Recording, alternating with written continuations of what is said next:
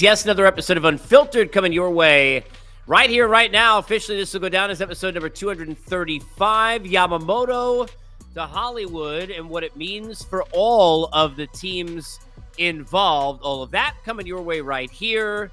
And thank you to the Unfiltered Band. You can find us 24/7, 365, the Unfiltered Revolution. Jump on board, artist formerly known as Twitter. Get into the bio at Casey Stern up on the top. Jump on the YouTube channel. Get all 234 into 235 now episodes, all the conversations, the interviews, the rants, the guests, and all of that. And, of course, Apple, Spotify, and everywhere you get your podcasts where most of you are listening or with us right now. Last night was the night. It started to kind of pick up steam late Thursday that Yamamoto was close to making a decision. Teams like the Giants and others might be out. And perhaps it was coming down, as we all thought, to the two teams in New York and the Los Angeles Dodgers. And in the end, the two teams that needed him most miss out. And the team that was already rich gets richer, unless you're considering the money that they're about to spend. None deferred in this case. And total now between Ohtani and Yamamoto of over $1 billion. Just in case you didn't hear that correctly, that is over $1 billion. We thank our sponsor here. Not $1 billion, although that would be nice. Bet Online, your number one source for all your sports betting needs. Latest odds, lines, and matchup reports. Baseball, basketball, boxing, football, golf. They got everything you need. Bet Online continues to be the fastest and easiest way to get all your wagers, live betting, favorite casino and card games. They're all available to play right now from your phone. So get over to the website, use your mobile device, and sign up today. Get in on all this action. Remember, though, to use the promo code BELIEVE. That's BLEAV. Get your 50% welcome bonus on your first deposit. It is Bet Online where the game starts as we get started here right now. 12 years, $325 million, the big signing bonus, the posting fee, all the money accrued, $375 million spent, and over now $1 billion total for the Dodgers between Ohtani and Yamamoto, who now will rejoin each other as teammates as they were in the World Baseball Classic, which went well for them, clearly. Want to get into all the particulars. We're going to talk about what this means for the deal, for the Dodgers, for the league. Get into the Mets and the Yankees and some of the craziness that I'm seeing on Twitter that has driven me just bananas over the last 24 hours, or I guess less than that at this point, as I do this here on the live side of it at, 9:30 in the morning on a Friday. Yamamoto has never pitched in the big leagues. Yoshinobu Yamamoto has never pitched, not a single pitch in the big leagues. And he just became the highest paid pitcher ever in Major League Baseball. Well, why? Because enough people with enough statistics and enough analytics and enough eyes and enough scouting and enough of a brain, enough intelligence have put eyes on this individual at the overseas level, the international level, the stuff level, the person-to-person in the meeting level, and everything coming up roses. There is no doubt that the stuff is top A level, and that doesn't just mean number one in a rotation. We're talking about ace in Major League Baseball stuff, and aces are hard to come by. There will be 30 number ones in rotations who will start opening day. There are usually somewhere between 7 and 10 max aces total that deserve that claim and staking that next to their name in Major League Baseball each year and year out, and Yamamoto on that list. He's got that stuff to be that. No guarantee. So you got all these people who are sitting there and say, the same people who wanted him to be on your team, so like Met and Yankee fans or whatever team you root for, you wish that you paid for him. But now these same people are out there and saying, oh, well, how could you give the Dodgers are idiots for giving all that money to a guy who never pitched at the big league level? You're just jealous, okay? Can we just admit it? You're just jealous. You wish that he was on your team. I wish that he was on the Mets. You wish whatever team you root for, okay, at the end of the day, you wish that he was on your team. Let's not pretend that we don't think this guy's a dude, because he's a dude. And you want to talk about dudes, the rotation this year, which now has, and I said yesterday, tweeted out, it basically the Monstars now, the Dodgers, okay? Like from Space Jam, But you got to look at their rotation now, and you already going to add in Yamamoto and Glass now to the front. And by the way, hey, Walker Buehler and the rest of what they got, and they're probably going to go get more. But in 2025, when everybody healthy and on down the line, and Ohtani in that thing, Ohtani, Yamamoto, and Buehler, and on down the line, and are you crazy when you look at this team with a lineup, by the way, that's got Betts and Freeman and Ohtani and everybody else in it, and Muncy, Will Smith, and Gavin Lux, and on down the line. The Los Angeles Dodgers are the favorites to win the World Series. There is no question about that. They will be villains to a lot of people because of the money they spent, even though a lot of the markets in which they'll be villains are the same markets that wanted their teams to spend more. We're going to get to the Mets. You got Met fans complaining, I can't believe we didn't spend $375, $400 million. You needed to way overpay to get this guy. How the hell could you not do that when you had a chance to do so? To get all these people are going to complain, but at the end of the day, the Dodgers, while there's no guarantee, and certainly no guarantee they're going to win a World Series, and how many World Series is going to be worth it to go spend over $1 billion? I don't know. Some people sitting and tweeting out last night, well, they got to win 2 to 3 World Series. Like, where are you coming up with these numbers? I don't know how many World Series they got to win, but I got to tell you something. They're going to make a lot of money, because they might have spent a lot of money. But you think people coming in the ballpark, you think the rights to their games, you think in sponsorships, you think about all the brand and the amount of money that's going to be worth and all of that, and what you're reeling in from the overseas market. And we can go on forever on the business end that nobody wants to talk about, that you get from Ohtani and you're getting from Yamamoto. I mean, the Dodgers not losing $1 billion. They're not throwing out in the water and going out in the river. They didn't put it out to pasture, that billion that they spent or will spend. None of it deferred here. Most of it with Ohtani. Still more money to spend. Still more money to spend. The Dodgers were always the choice in the Ohtani sweepstakes because they were the common sense choice. And if you're being honest here, and if you're a Met fan or a Yankee fan, the two teams that missed out, and I said this, you can go back to my podcast I did with Mark Feinsand, join me. He and I both agreed, and we discussed this at the beginning of the Yamamoto sweepstakes or any other time that I brought it up, and I'm not alone.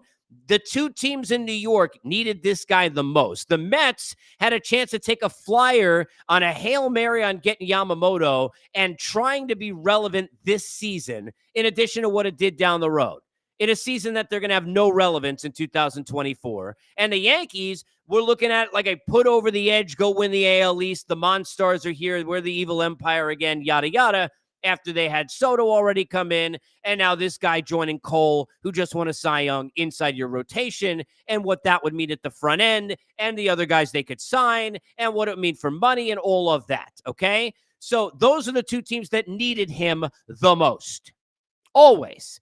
But if you go back to common sense, and I ask you, if you're being you're just being honest with yourself, if you're Yamamoto and you were Yamamoto in this case, where would you go? All right. I'm a New Yorker. I've lived in LA. I lived there for 3 years, but I'm a New Yorker. I'm not trying to give you New York versus LA. You want to argue with me about what area you're from. You can go ahead and do all that.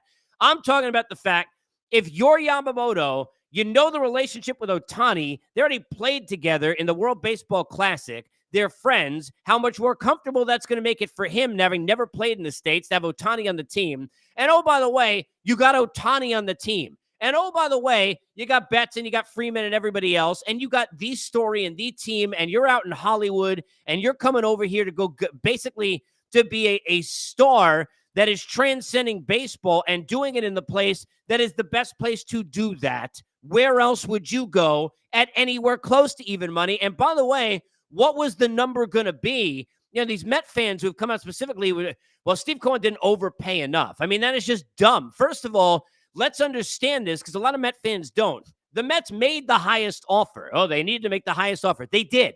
They made the highest offer.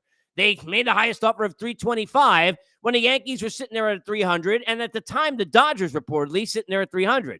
The Dodgers were given a chance to match. They matched it, and then Yamamoto snatched it up and said, that's enough. He didn't go back to the Mets and said, hey, what do you got? Because he didn't want to go to the Mets. This is the part Met fans don't understand. This is the part they have not understood during this whole offseason, that there's something in your brains that's like cheese is frozen in there and you can't get it out. They don't want to play for you. Now, it seems crazy because we said that like your whole life. And then you had, Max Scherzer, even though it was a lot of money, like nobody ever would have taken that money normally. And you're right. And Justin Verlander, you can go on. But a lot's happened in 2 years, and nobody wants to play for you anymore. And you're not the Yankees like you never were the Yankees. And that's just the way it is.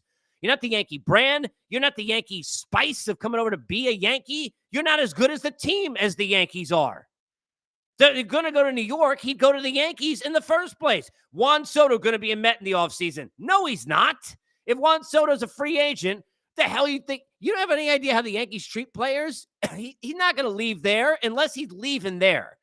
If he's leaving New York, he's not leaving there to come to you. He's not playing in your outfield. Wake the hell up, people. Seriously, get a reality check and wake the hell up. Can he not playing for you either?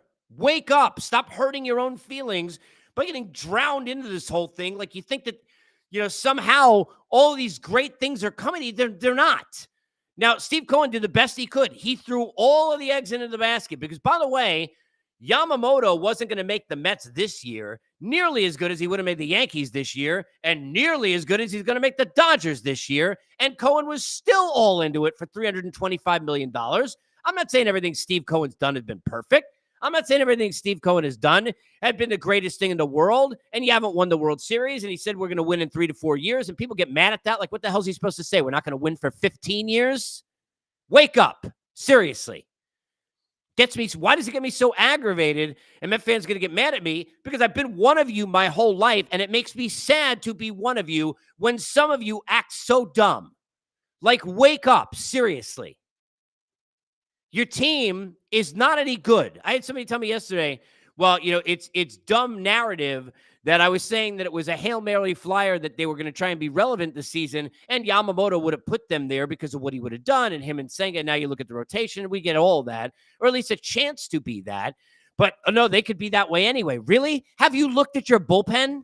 First of all, we haven't seen Diaz pitch in the big leagues, coming up with a very serious injury, and have you seen what's leading up to him? Did you look at the names? Does it look like they're tooling up to go win big? Have you seen the Braves roster? You have any idea the discrepancy between the two of your rosters? Forget about who's playing third base or who's going to be in the DH or needing another outfielder, missing 2 bats, not knowing if Alonso is going to be there long term, the back end of your rotation, and I could go on forever. Are you first-year manager? Like, are you crazy? I'm not saying they can't be like in a wild card race. Because, by the way, as long as they're around a 500 team, you're going to be in there because everybody in there in the league. But to act like now, and that's at the high end, but to act like they're going to be what are they going to be? Like, pay attention, people. Are you serious? Are you serious? So, from a Mets standpoint, it's like, what did you expect Steve Cohen to do? Now, could he have offered $400 million? And would Yamamoto have come there? The Dodgers going to match at $400 million? No, probably not. He could have thrown $400 million out, and the Dodgers probably not going to match at $400 unless Yamamoto really couldn't stand the dinner he had with Steve Cohen. I'm not saying that's the case, right? They're not going to do that. But, okay, you take $400 million. You wanted to pay $400 million? You just sat there complaining about all the money that Steve Cohen spent that went by the wayside and went into certain players that didn't work and all this stuff. And now you think that with all the holes I just mentioned in your roster, your best modus operandi, your course of action, your way to go, your path to get there and to be consistent and sustainable there is to spend $400 million on this player when everybody else wasn't willing to spend $325 or more, and the Yankees were $100 million behind that. We'll get to them. Like, you got to be kidding me. Like, no, that wouldn't have made a lot of sense. Now, look, he got what's the reason? Well, Steve Cohen's got all the money in the world. Okay, great. Where did that get them when he spent all the money? Did you see where it got them? And he tried to spend 320 some odd million, whatever it was, on Correa. That didn't work. Did we see where it got him? Or were you not paying attention to that?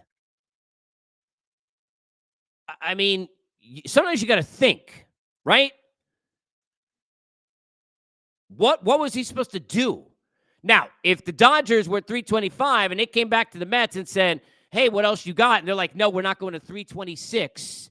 Well, then that's stupid at that point when you're in it that much with a shot. But they weren't even one of the two finalists, if you believe reports, and they were $25 million ahead of the Yankees, which means they got used to get that extra $25 million from the Dodgers. Wake up.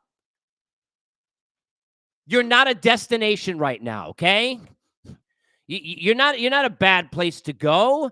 It's like you go to Myrtle Beach on vacation would be fine, but I'd rather be in Bora Bora. Are you understanding me or not?